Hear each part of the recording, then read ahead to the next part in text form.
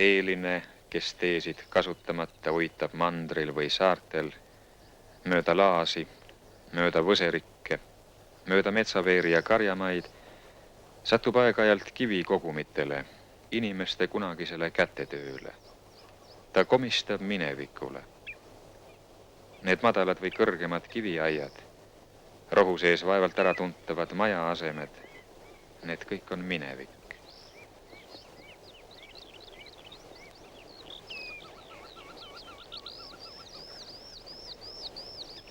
Mõnel pool satub ta veel maani lagunemata hoonetelegi või tervetele taluõuedele, kus veel hiljuti käis elu oma täies toimekuses, aga nüüdseks on see elu siit läinud, sest ilm on muutunud ja muutnud inimeste toimetusi ja tarbeid.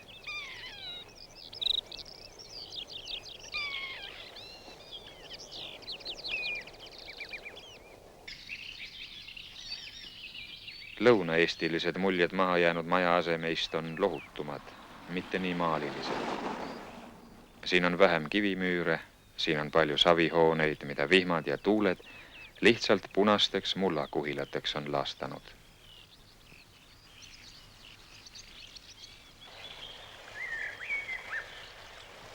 Need minevikust meieni jõudnud jäänused ja mälestusmärgid teevad hinge natuke hellaks. Tahaks teada midagi nendest inimestest, keda enam ei ole, aga kellest sa ise, tänane inimene, oled ju sündinud. Äkki tunned sa enese olemist hoopis suuremaks ajas, kui su enese elu piirideks on antud. Sind valdab inimolendi ajalise ulatuvuse uudne kogemus. Sa olid, sa oled, sa saad olema. Ja see on rõõm. Tulevad meelde Juhan Liivi 1000 korda kuuldud salmid.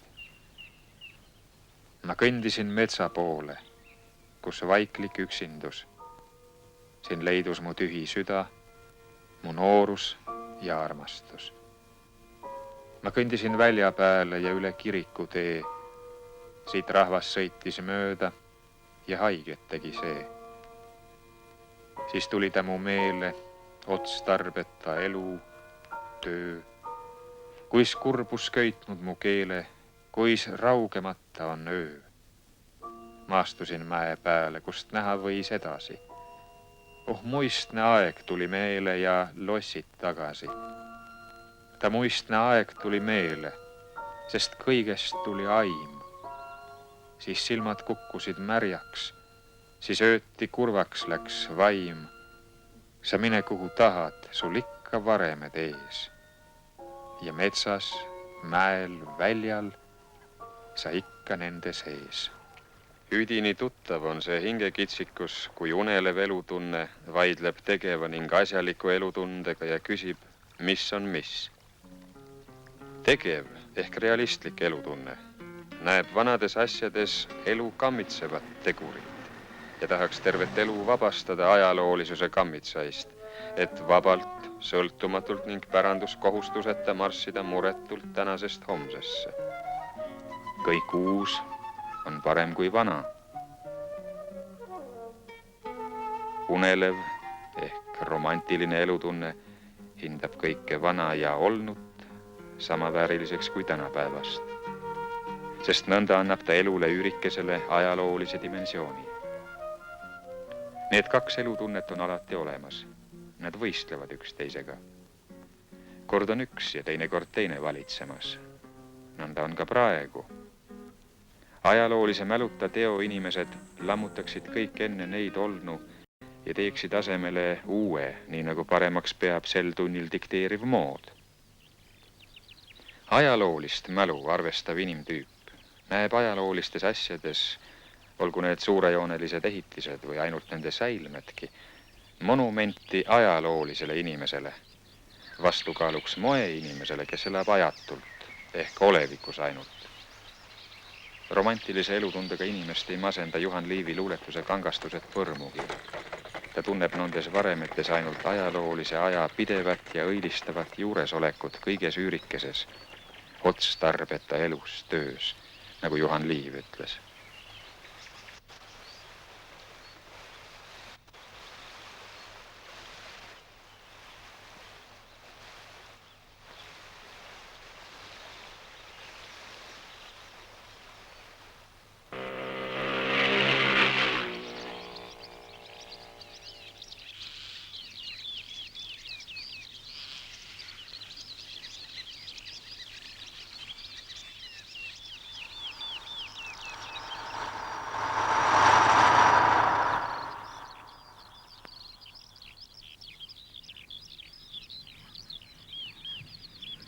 Kui nüüd metsadest välja minna, küladest linnade poole liikuma hakata, hakkab rändaja unustatud varemete asemel kohtama tähtsamaid, nähtavamaid ja meelespeetavamaid hooneid ja hoonejäänuseid. Kõige vanemad nendest on pärit keskajast, 13. sajandist. Kindlused. Kindlused kerkisid sõjalistel eesmärkidel, läänest itta. Need kivikindlustused kerkisid võidetud maalinnade asemele või mujale võidetud maale. Neid ehitati peamiselt 13., 14. ja 15. sajandil. Nad olid võrreldavad veel vanemate kindlustega Ees- ja Väike-Aasias. Stiilitundjad näevad siin Põhja-Saksa, Preisimaa ja Skandinaavia mõjusid. Meie päevil nimetatakse neid nähtusi kultuurisidemeteks. Kohalik omapära tuleneb eelkõige ehitusmaterjalist, aga ka näiteks nurgatorn on kohalik kalduvus. Neid linnuseid või losse ehitati üle 40. Paljud purustati varsti pärast ehitamist, enamasti lahingutes. Paljud ehitati uuesti üles ja purustati siis jälle. Neist tervenisti säilinud on vähe, sest jah, kui inimene tuleb kuhugi, rajab ta endale aseme, kus olla nii kaua ja nii hästi, kuidas oskab ja kui kaua tal olla antakse. Kui inimene läheb, jätab ta oma aseme maha, ta ase jääb kellelegi teisele või enam ei kellelegi.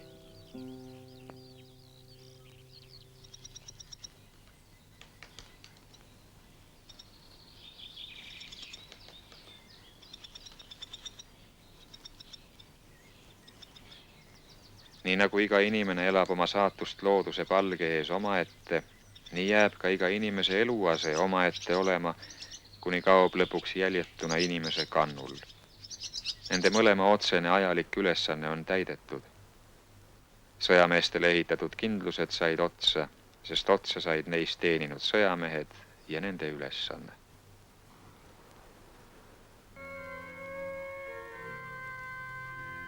Kindlustega ühelisi hakati ehitama kloostreid ja kirikuid.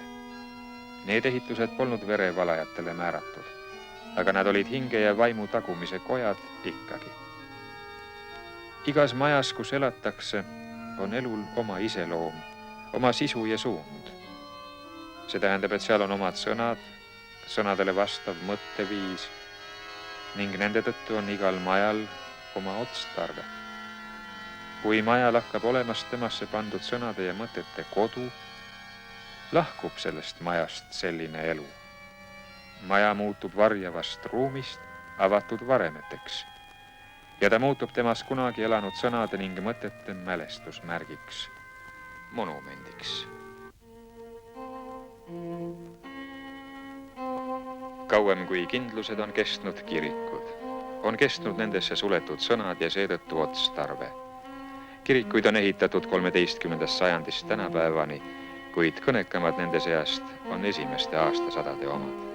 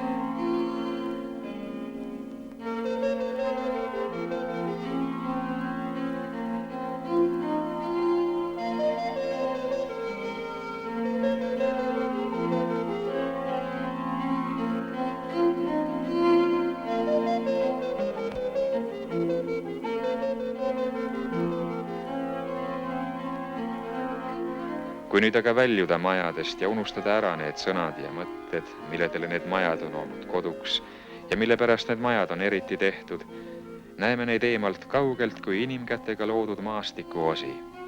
Tunneme rõõmu nende asendi ilust. Nõnda on lossidega ja nõnda on kirikutega, nõnda on mõisahoonetega, nõnda on otstarbekalt loodusesse sobitatud, iseendasse ja ümbrusesse suletud, maa parandamisest muutmata ja laastamata taluõuedega, koguni tervete küladega. Nende hoonete ja õuede maastiku paigutajad on tabanud suurt tasakaalu, tabanud suurt kodurahu inimese ja Jumala looduse vahel.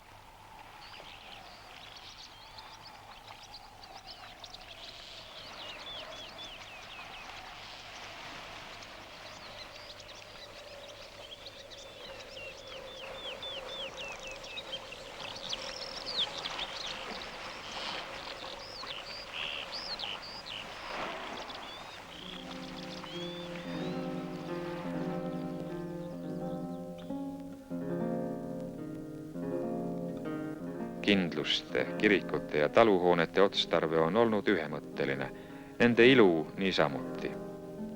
Mitmetähenduslikum ja keerukam on ajaloolise mälu tõttu eestlase suhtumine mõisahoonetesse. Mõisahooned on ju mõnes mõttes ainult taandarenenud linnused, sõjameesteta võimukantsid. See tähendab, et põlise maarahva silmis on nad alati olnud veidi põlatud ja kardetud kantsid. Ja teisiti võib jälle näha, et mõis on olemuselt suureks ja uhkeks edenenud talutare, rahva silmis jälle veidi põlatud või pilatud paik. Omaks võtmise ja äratõukamise tunne mõisaehituste suhtes on nende ajaloolisi pärijaid ammu vaevanud. Ja see seisab ta ajaloolises mälus. Nende kõhklemiste tagajärjed on igale rändajale näha.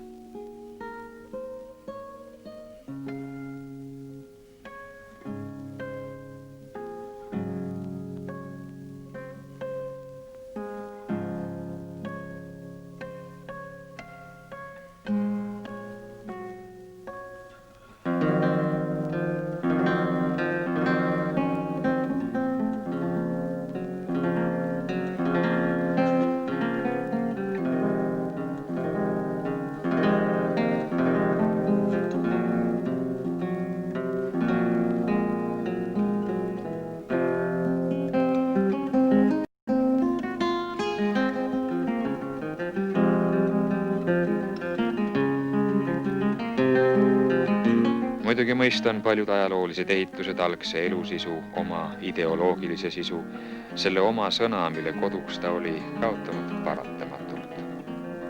Nendesse on viidud siis mingit uut juuretist, et kuidagi viisi anda neile uut elusisu ja uut elusust.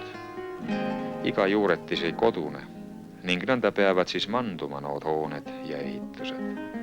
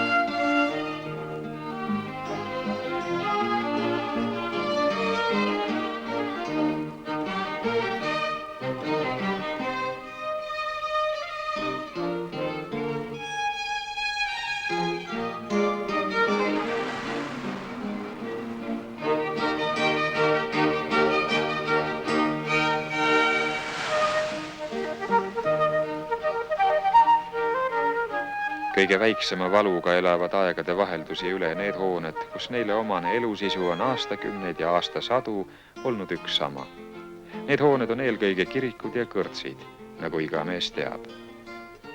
Võib-olla sellepärast püütakse ka kõik need teised renoveeritud hooned, milledele on tänapäeval raske uut ja täiesti tänapäevast sisu anda, muuta siis kas kiriku või kõrtsitaoliseks hooneks. Ühed muusikalise harduse, teised joobnustava kergemeelsuse paigaks.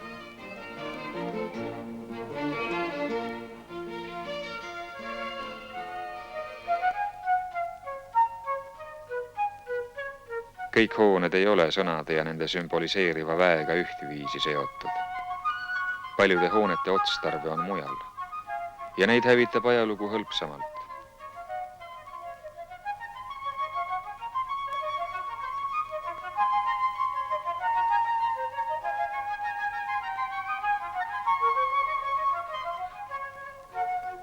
Kõige hävivamad hooned on inimese ihurammuga tehtava töö paigad.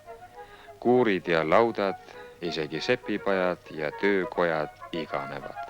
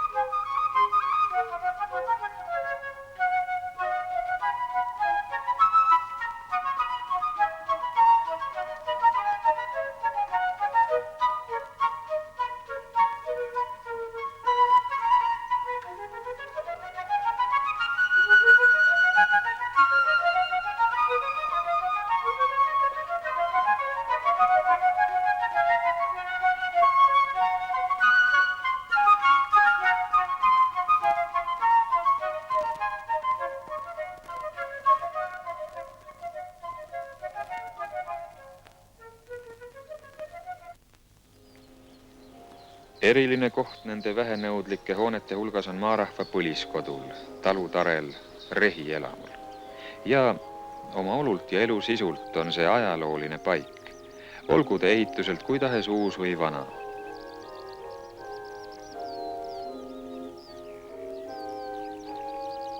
Oma loomult on see aastasadu püsinud põhiplaaniga hoone olnud universaalne ehitus. Ta on olnud universum inimlikus mõõtkavas. Eks ole ju siia koondatud kõik töine ja pühane, kõik asine ja kõik sõnaline. Tema ajalik elu on olnud lüheldane ja häviv, kuna teda on ikka ehitatud puust, aga ta on olnud kestvam kui kõik lossid, linnused ja kirikud.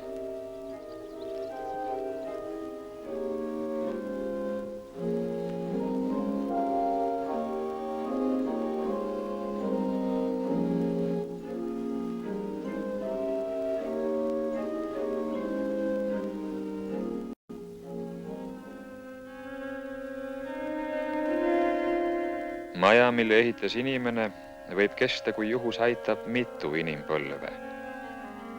Inimene ise, kes ehitas, kestab ainult ühe inimea, kui teda maiste asjadega mõõta. Ta on väike, aga tervet ajalugu tahtis ta omale ja tervet igavikku ihaldas ta enesele. Võib-olla ta ehk ka saab selle, aga selleks on tal olnud alati ainult üks tee. See saab sündida ainult vaimu läbi, mis küll ise üsna mõistatuslik, üsna salapärane, peaaegu nagu olemata asi on.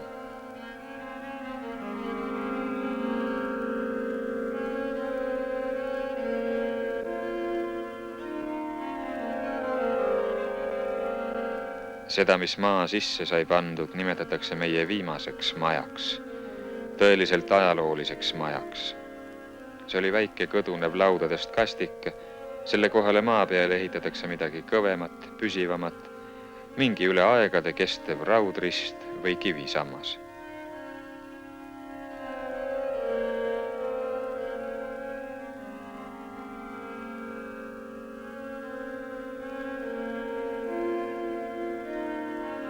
See on omapärane ilm, see suur ruumikas hoone. See on kõigile kõige teadaolevam paik, kalmistu või kabel või surnuaed, kuidas kusagil maanurgas öeldakse. Kõik nad on kuidagi ühtemoodi ja igaüks isesugune. Ammu vana ja valmis ja varisemas mälestis ja monument ja päevast päeva jätkuv, parandatav, koguni uhi uuesti rajatav uus elamine. Siin käib elu ja seisab surm kõrvu, on ajalugu ja olematus, on kõrvuti hingevagadus ja vandalismgi. Siin põimub asjade igapäevane ja ajalooline mõõtkava, sisemine ja välimine ilm, odav labane ja püha.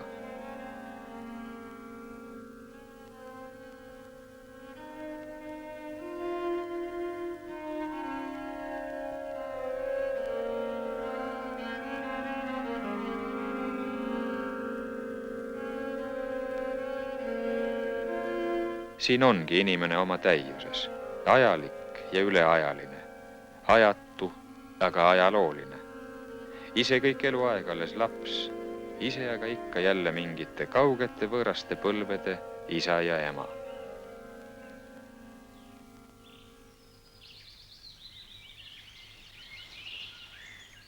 Nõnda lõpetame suure rännaku ja tuleme tagasi, algusesse, majade juurde.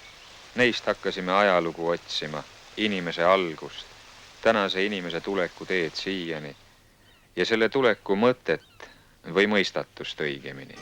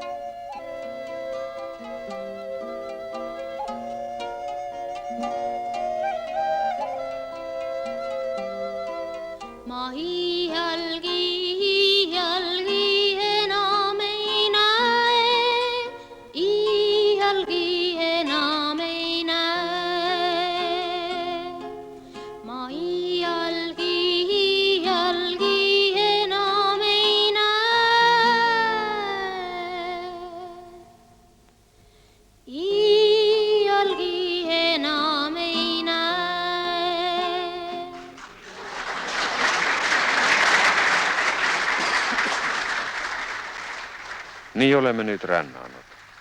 Nüüd küsime iseendalt või nagu Luteri katekismuses küsitakse, mis see tähendab ja vastame. Me oleme püüdnud ja me oleme saanud, aga me ei ole midagi saanud igaveseks. Me oleme näinud ilu, aga ilu on põgenev ja me ei tea, millal on ta peitlik. Aga me ei taha midagi muud kui seda, mida me tahame, sest muud me ei oskagi tahta. Me teeme seda, mille tegemiseks oleme tundnud tunnet ja see on õnn, aga see pole nii kerge.